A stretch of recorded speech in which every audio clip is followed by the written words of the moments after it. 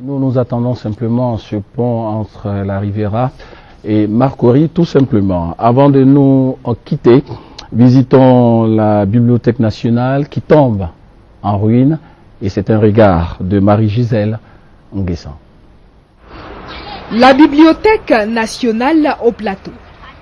Imposant bâtiment de verre et de métal offert par la coopération canadienne en 1974. Mais le lustre s'arrête là. L'auditorium au rez-de-chaussée.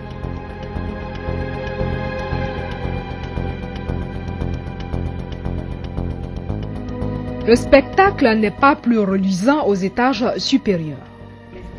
Allée sans vie et sans lumière, et quand elle existe, on découvre l'âme en peine des lieux.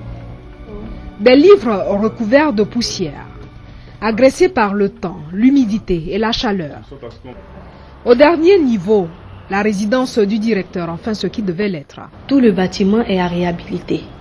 Le système électrique, la climatisation, l'équipement, notamment le mobilier d'accueil pour les usagers, le mobilier de rangement des documents et toutes les installations électriques et climatisation.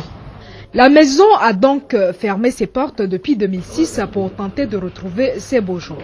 Au niveau du premier étage, avec l'aide de la Banque mondiale, on a pu restructurer, réhabiliter l'aile droite et l'aile gauche en matière d'électricité, de climatisation et surtout de réparation au niveau de la boîte génératrice de toute la forme d'électricité au niveau de la Bibliothèque nationale.